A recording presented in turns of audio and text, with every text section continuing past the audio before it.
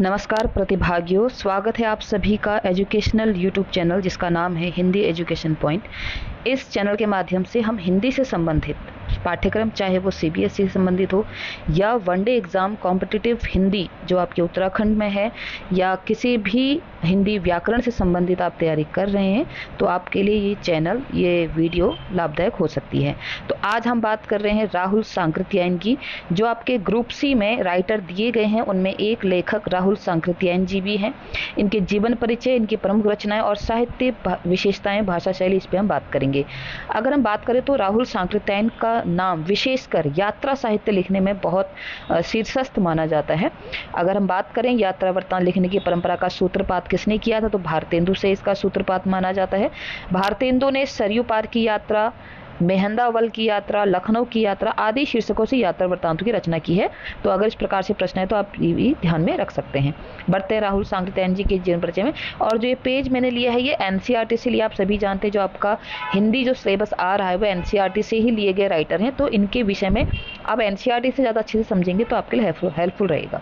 तो राहुल सांकृत्यायन का जन्म हुआ था 1893 में उनके ननिहाल गाँव पंदहा, जिला आजमगढ़, उत्तर प्रदेश में।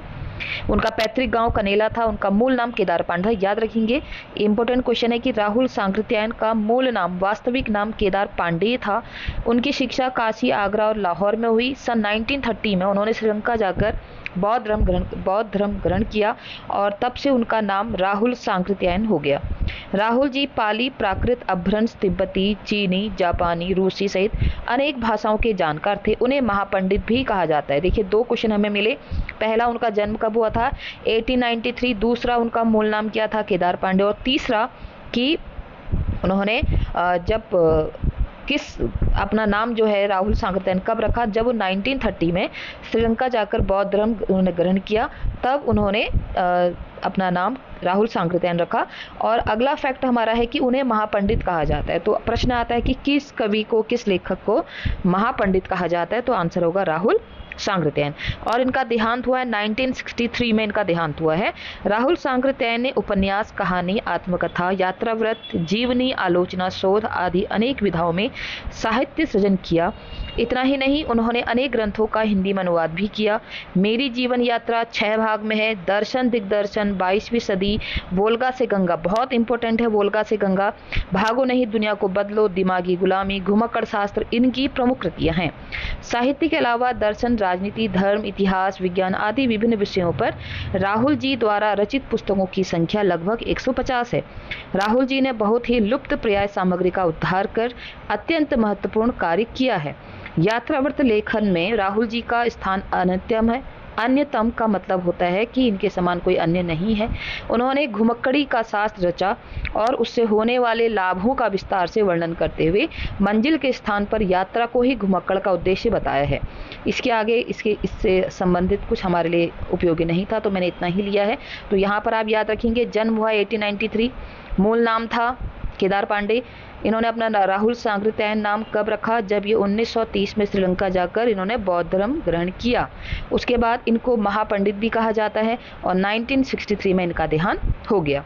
अब बात करते हैं इनकी रचनाओं की। तो रचनाएं आपने इंपॉर्टेंट देख ली हैं, बोल्ड लेटर में है। और भी कुछ रचनाएं हैं, जैसे कि कहानियां पे हम बात करते हैं। कहानियां हैं सतमी के बच्चे, वोल्गा से गंगा, बहुरंगी, मधुपुरी, कनेला की कथा, ये इनकी कहानियां हैं। उपन्यास हैं 22वीं सदी, जीने के लिए, सिंह सेनापति, जय योधे, भागो नहीं दुनिया को बदलो, मधुर स्वप्न, राजस्थान निवास, विस्मृत यात्री, दिवोदास और सप्त सिंधु, ये इनके उपन्यास हैं। बात करते हैं यात्रा साहित्य की। तो मेरी तिब्बत यात्रा, तिब्बत की यात्रा का रोमांचक वर्णन, मेरी यूरोप यात्रा, यूरोप के विभिन्न देशों की यात्रा का अनुभव, किन्नर देश में किन्नर देश की संस्कृति और जीवन शैली का वर्णन, वोल्गा से गंगा एक मानव इतिहास की एक काल्पनिक यात्रा है और जो वोल्गा नदी से किनारे से शुरू होकर गंगा नदी तक जाती है। अगर हम कहें कि वोल्गा से गंगा में क्या वर्णन है, तो मानव इतिहास की एक काल्पनिक यात्रा है जो वोल्गा नदी के किनारे से शुरू होकर गंगा नदी तक जाती है। बात करते हैं घुमक्कड़ शास्त्र की। तो घुमक्कड़ी के महत्व और दर्शन पर एक लेख है। मध्य एशिया का इतिहास, मध्य एशिया के इतिहास और संस्कृति पर एक विस्तृत अध्ययन है। तो अगर हम डिटेल में कुछ ईयर की बात करते हैं तो मेरी तिब्बत यात्रा इनका लिखा गया है 1937। मेरी तिब्बत यात्रा 1937 मैं आपको सिस्टमेटिक वे में बता देती हूँ, आप नोट कर लें। मेरी तिब्बत यात्रा 1937, मेरी लद्दाख यात्रा 1939, किन्नर देश में 1948, घुमक्कड़ शास्त्र 1948, राहुल यात्रावली 1949, यात्रा के पन्ने 1952, एशिया के दुर्गम भूखंड 1956, चीन में कम्यून 1959 और चीन में क्या देखा 1960। तो ईयर एक बार आप अच्छे से याद रखें, क्योंकि अगर डिटेल में आता है तो ईयर भी इसमें पूछे जा सकते हैं, तो आप इन सभी ईयर का ध्यान रखेंगे। दोबारा रिपीट करती हूँ, मेरी तिब्बत यात्रा 1937, तो इससे पता चलता है इनकी सबसे पहला लिखा गया यात्रा वृत्तांत क्या है, मेरी तिब्बत यात्रा 1937। मेरी लद्दाख यात्रा 1939, किन्नर देश में 1948, घुमक्कड़ शास्त्र 1948, राहुल यात्रावली 1949, यात्रा के पन्ने 1952, एशिया के दुर्गम भूखंड 1956, चीन में कम्यून 1959, चीन में क्या देखा 1960। तो ये था हमारा आज का राहुल सांकृत्यायन से संबंधित इंपॉर्टेंट फैक्ट। ईयर पूछा जा सकता है, जन्म का, कहाँ हुआ, आजमगढ़ उत्तर प्रदेश, मूल नाम केदार पांडे, कौन सा धर्म अपनाया, बौद्ध धर्म अपनाया, कब अपनाया 1930 में, और अपना नाम राहुल सांकृत्यायन रखा। इनको महापंडित भी कहा जाता है। 1963 में इनका देहांत हुआ। इनकी प्रमुख रचनाएं हैं, मेरी जीवन यात्रा 6 भाग में है। ये पूछा जा सकता है कि मेरी जीवन यात्रा कितने भागों में है, 2, 4, 3, 5, 6। ठीक है, तो आप याद रखेंगे 6 भाग में है। दर्शन दिग्दर्शन 22वीं सदी, वोल्गा से गंगा, भागो नहीं दुनिया को बदलो, तो वोल्गा से गंगा की हमने बात की थी। काल्पनिक मनुष्य की यात्रा है जो वोल्गा के किनारे से गंगा नदी के किनारे तक पहुंचता है। ठीक है, 150 से भी अधिक इन्होंने पुस्तकें लिखी हैं।